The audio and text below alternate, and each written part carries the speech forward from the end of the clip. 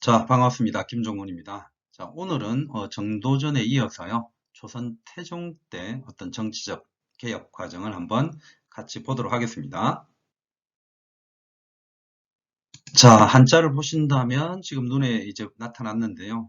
사실 이제 한자 자체가 그렇게 역시 어려운 건 아닙니다.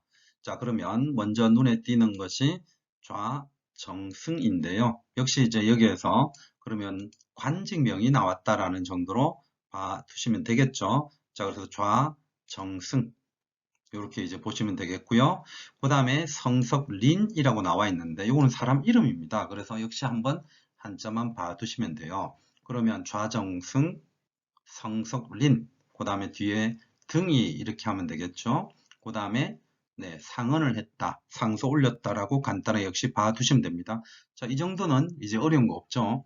좌정승, 성석린 등이 상소를 올려서 말을 했는데요.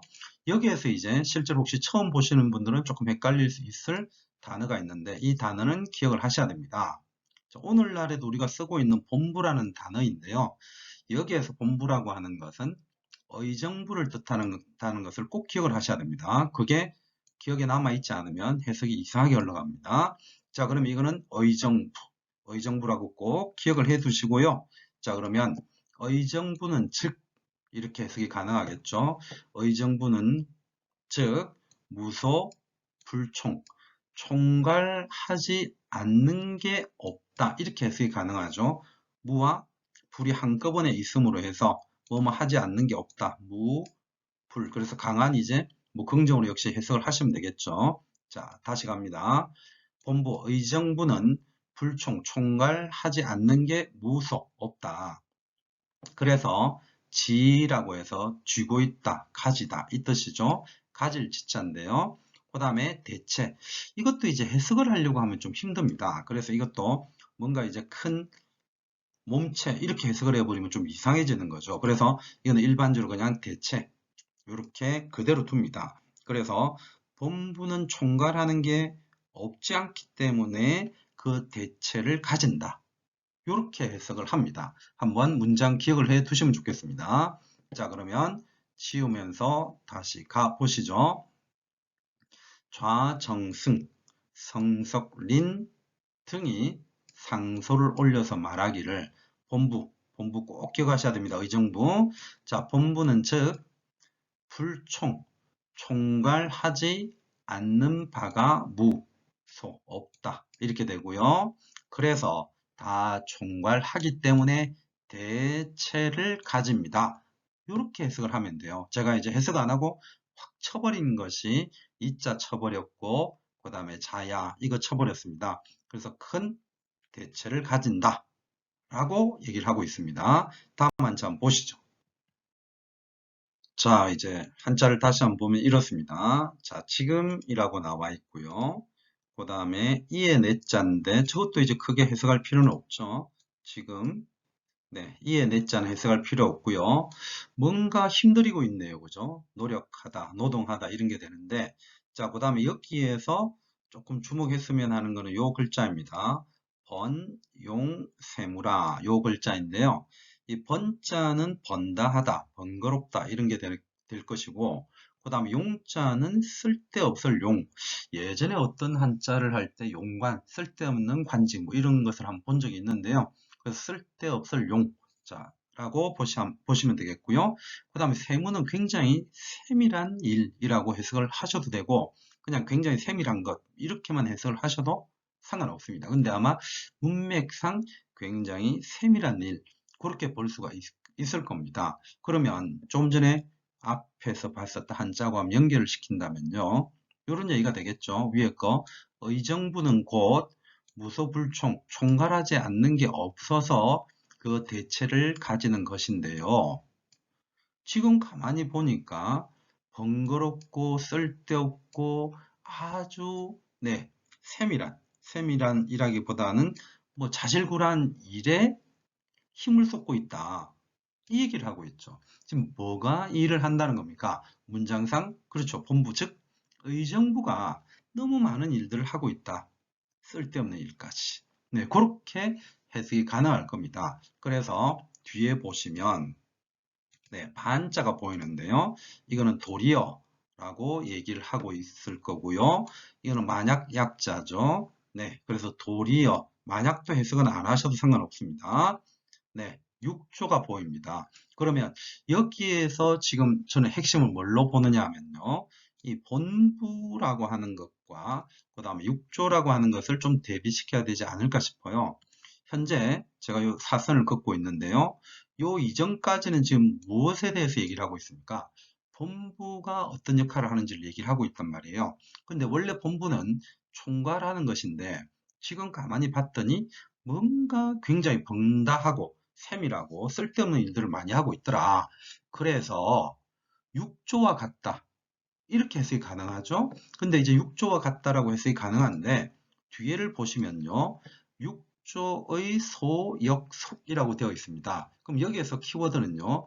6조의 소속이다. 이렇게 해석이 가능하겠죠. 그래서 6조의 6조에 속해서 일을 하는 바, 요렇게가 이제 어떻게 보면 한자의 해석일 건데요. 6조에 속해서 일을 하는 바, 요거보다는 6조에 속해서 일을 하는 것 같다. 이대로 해석을 하면 되겠죠. 자, 그렇다면 뒤에 한번 보시겠습니다. 그래서 크게 이렇습니다. 라고 나와 있는데요. 자, 뒤에도 역시 좀 많은 분들이 좀 이 문장은 기억을 하고 있을 겁니다. 설관, 분직. 즉 뭐냐 하면 고려에서 조선 초로 넘어오는 과정에서요. 역시 이제 의정부가 설치가 되고 육조가 설치가 되고 뭐 이런 게 있었는데요. 이 육조와 관련해서는 또 최근에 2020년도 교원임용시험에서 출제가 이미 되었는데 그거는 또 다음에 한번 보는 걸로 하고요.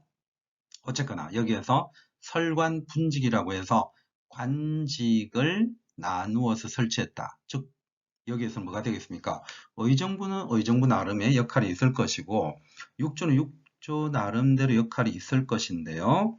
바로 그것을 여기에서 설관 분직이라고 표현하고 있는 거죠. 그러면 설관 분직의 네, 몸, 체라고 그냥 한번 해석을 할 수가 있을 겁니다. 그래서 여기에서 크게 잃었다, 몸을 잃었다. 해석이 뭔가 굉장히 좀 유치해 보이죠? 그래서 여기에서는 이 체를 뭘로 해석을 하는 게 좋겠다? 체통이라고 하는 단어가 떠오르면 참 좋겠죠. 그래서 어떻게 보면요. 영어든 한자든 간에 국어 실력이 저는 좀 좋아하는 것도 필요하다는 생각입니다. 간혹 보면 물론 우리 한자는요. 배경 지식이 훨씬 더 중요합니다. 자, 다시 한번 가보실까요? 자, 그러면은 이런 해석이 좀 가능할 겁니다. 한번 지우면서 가보겠습니다. 이제 요 위에 있는 본부부터 지우면서 가볼게요.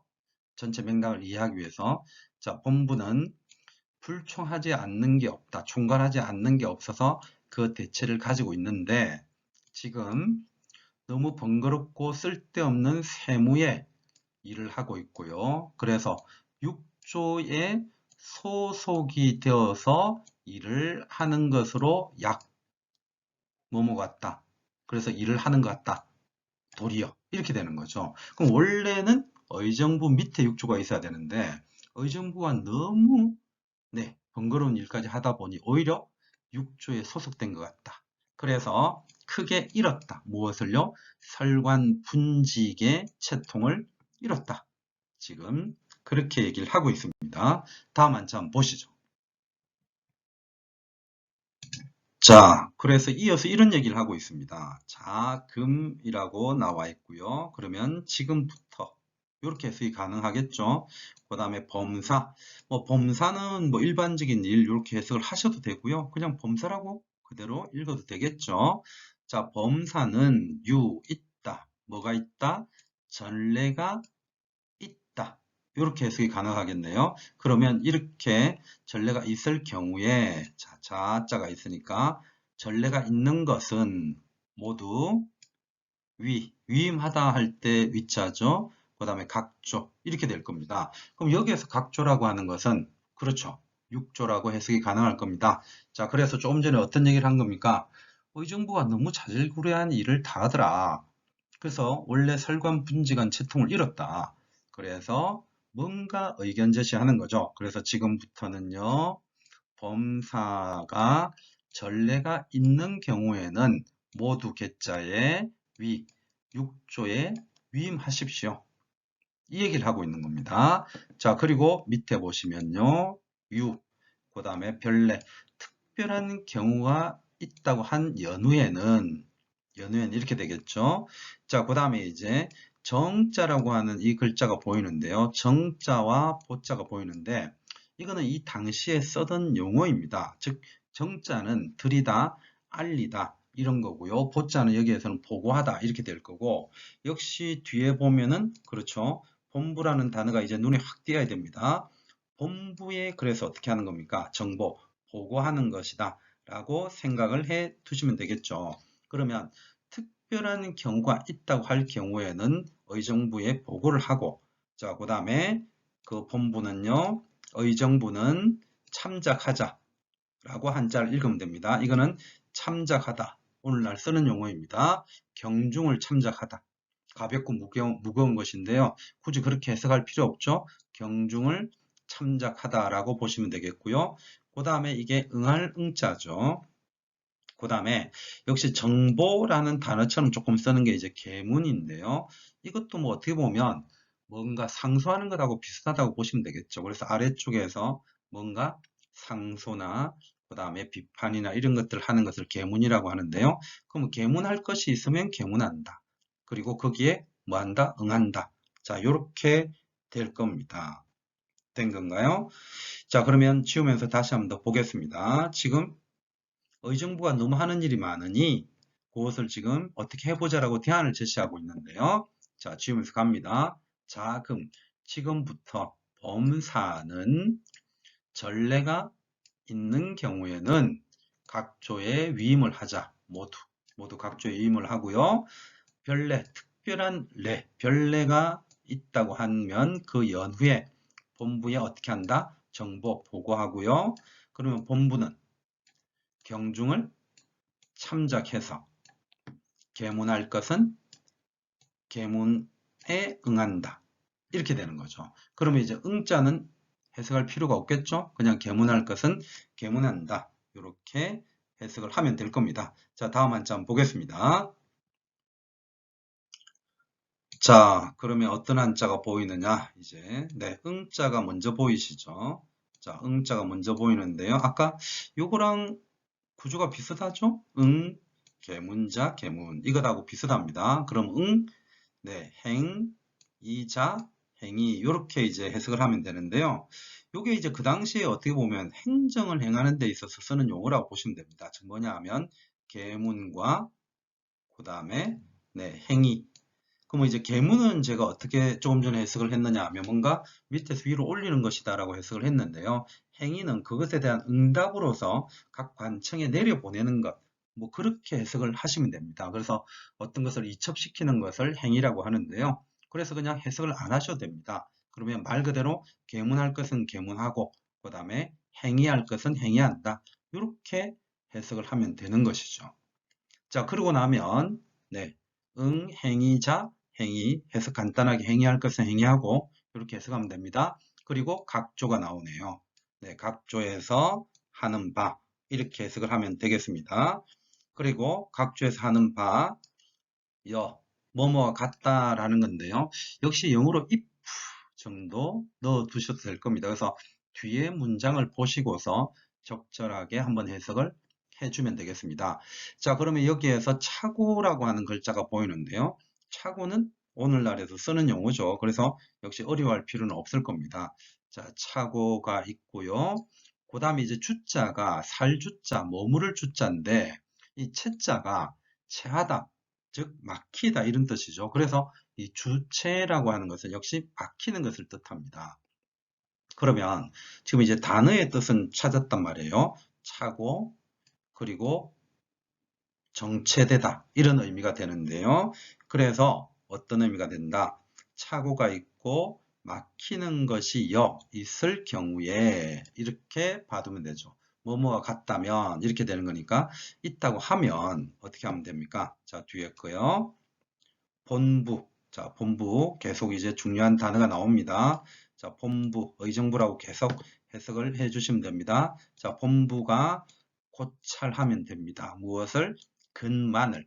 그러면 이제 근자라고 하는 것은 느낌상 그렇죠. 부지런한 것을 얘기를 할 것이고 그 다음에 만이라고 하는 것은 태만한 거 이런 것을 의미한다고 보면 되겠죠. 그래서 본부가 근만을 고찰한다, 살펴본다 라고 해석을 하면 될 것이고요. 자, 그 다음에 그 당시에 쓰는 용어가 또 나오는데 여기에서 어떤 단어가 있느냐 하면 네, 정탈이라고 하는 단어. 지금 보면 계문, 행위, 정탈. 자, 요런 단어는 그 당시 이제 행정과 관련되는 용어다라고 보시면 되는데요. 뭔가 밑에서 올리고 그것을 다시 관청으로 내려보내고 하는 것이 계문과 행위라고 한다면 정탈은 밑에서 신하가 올린 어떤 문제나 논의 이런 것들이 있을 거 아닙니까? 여기에 대해서 왕이 결정을 내려서 내려보내는 것을 정탈이라고 합니다. 그러면 결국은 해석이 이렇게 되겠죠. 시비를 결정한다. 자, 이렇게 해석을 하면 될 겁니다. 자, 그렇다면 다시 한 번 더 해석을 해본다면 이렇죠. 계문할 건 계문하고 행위할 건 행위하고 그 다음에 각조가 하는 바에 착오나 정체가 있을 경우에는 본부가 어디에서 그게 잘못됐는지 고찰을 하면 되죠. 근만을. 그렇게 해서 시비를 결정 내려주시면 됩니다. 그렇게 해 주십시오. 라고 얘기를 하는 겁니다. 그래서 결국은요, 이 사료의 핵심은 의정부라고 하는 것이 너무 번거롭고 세밀하고 차질구레한 일까지 다 하고 있으니 이것은 애초에 설관 분직의 뜻과는 다르지 않습니까? 그래서 지금부터 자질구레하고 세밀한 일들은 어디에서 하게끔 하자? 육조에서 하게끔 하자. 자, 이런 얘기를 하고 있습니다. 근데 여기에서요, 은근슬쩍 사실은 어떤 부분이 있느냐 하면 이러한 의견을 통해서 의정부를 뭐 하는 게 보인다?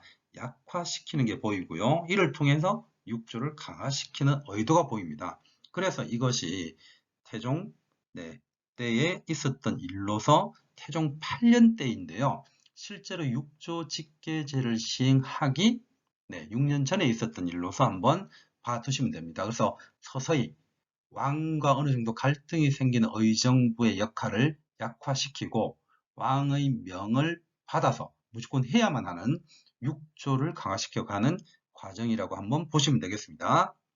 자, 그러면 현재 표시되어 있는 부분을 지우면서 해석을 해 보겠습니다. 자, 계문할 건 계문하고요. 행위할 것은 행위하고 그 다음에 각조가 한 것이 한 바 착오나 정체가 있다고 할 경우에는 있을 경우에 본부에서 근만을 고찰해서 시비를 정탈하게 하십시오. 자, 이런 내용입니다. 이 사례도 역시 한번 기억해 둘만 합니다. 자, 그래서 태종 때에 육조 직계제로 나가는 과정에서 실제로 태종 5년 그리고 8년 그 다음에 14년의 변화 과정이 있는데요. 그 중에서 이거는 태종 8년 때 있었던 일로서 한번 봐두시면 될 겁니다. 태종 8년 때 있었던 일이고 태종 14년에 가서 육조 직계제가 시행된다는 것을 알아두시면 좋겠습니다. 자, 이제 한번 마무리하도록 하겠습니다.